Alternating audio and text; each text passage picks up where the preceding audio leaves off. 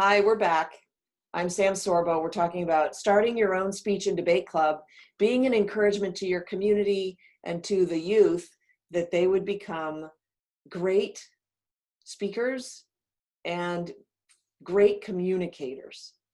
And to that end, I think debate is something that is so important because especially right now, this moment in our cultural history, we have developed an inability to debate.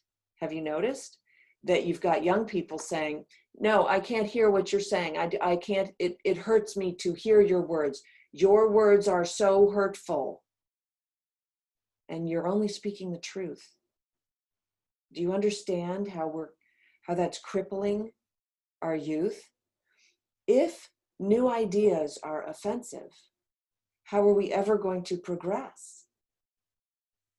So what we want to do is engender debaters who can engage in argument has such a bad connotation. Like an argument, we think of, right? But it shouldn't. The argument is the crux of the matter. The argument is all important.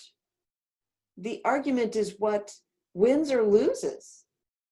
And so we ought to be embracing that word and thinking of it as a positive. So understand that when I use the word argument, I use it as a positive.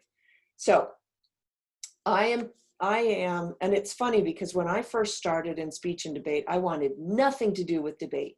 Yeah, speaking, yeah, giving speeches for sure, but I didn't want to engage in debate. And I'll be honest, I think that most adults really, they shy away from debate. They don't want to debate. Because why? Because we don't want our ideas challenged, which of course is the wrong approach. We ought to want our ideas challenged because we ought to want to have them tested so that we know if they're valid or not. So please think about wrapping your arms around debate and enjoying it. I would encourage you to go and look at debates online and watch some of them. Now, some of the more recent modern debates, they've gone way off track. So be careful what you tune into. But certainly the STOA debates, NITOC, NITOC, are the national championships. Those are great. They're great. And the stuff that happens in debate, that can happen in debate, the strategy that is involved in debate, I have to tell you, it's inspiring and it's exciting. So what I decided to do, because preparing for debate can be boring, and I wanted to get the kids engaged before they could get bored. So I started what I called round robin debates, and they are topical, they're current events, things that the kids are, interested in. And I would just assign one, and then the next week they were encouraged to bring back. Actually, we started it even before I had a chance to assign it. So we started at club and we decided to have a round robin debate, and I'm trying to remember what it was about, but it was football or lacrosse, I think it was, something like that. It was kind of silly, but it gave the kids a chance to get up and argue, basically. And what it really devolves into, really all it is here's a 3-minute impromptu. You have 3 minutes to make your case, an impromptu case on why you support football over lacrosse or whatever we're doing. Football versus soccer, I think. And then the next person, whoever it was, had to go up and argue the negative. And then the next person, whoever it was, had to go up and argue the affirmative. And the kids tried to go, well, no, I want to argue affirmative. I'm like, I'm sorry, you're next, you get negative.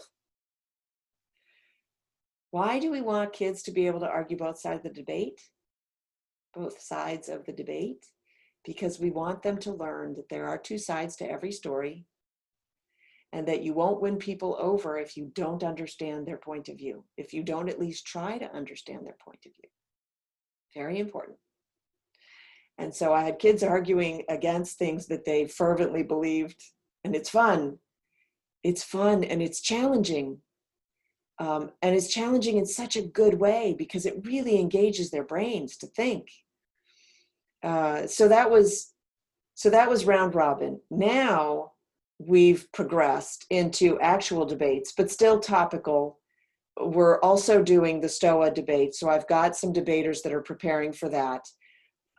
And the kids don't quite understand that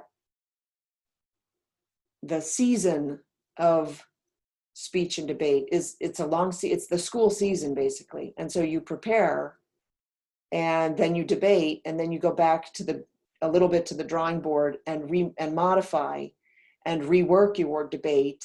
And then you bring it back out again and you compete again with the same debate. Same thing with your speeches. You're going to prepare a speech, you're going to compete, you're going to get feedback, and you're going to go, yeah, this didn't go over as well as I thought it was going to. I need to revamp this part of the speech. But this was successful, and actually it could be more successful if I changed it this way. So it's an ongoing work in progress. That's new for all of my current students. So it's kind of fun and exciting to walk them through this. And so I would encourage you to start the round robin debate. This week, we are debating, the resolution is, and also that, part of the debate is the kids have to understand the resolution. They got to write down the right resolution. So I've had debaters come in and the one wrote down the wrong resolution and he thought he was debating the negative. He was actually debating in the affirmative of the resolution because he wrote it down wrong. So, those things happen and there's grace and it's fun. You just have fun with it. We are debating, the resolution is Christians should abstain from celebrating Halloween. And I'll tell you, there are two sides to that argument. And it's going to be a lot of fun this week because I've got some kids who are really engaged in the argument and they love it and they should love it. Because the people who don't love the argument get cowed into silence. And then you forsake your right to speak because you're too afraid of the argument itself. And as anybody who's ever been married knows, you're going to have arguments. You have to know how to argue without losing your temper, without losing your train of thought, without losing your points, and with an understanding of the other side so that you can find an agreement. That's what it's all about. Thanks so much for tuning in. We'll be back with more. Let's see, my next topic is the platform speech. That's my favorite. Well, I don't know that that's my favorite anymore because I really like debate now. So, but we'll talk about platform speeches coming up next.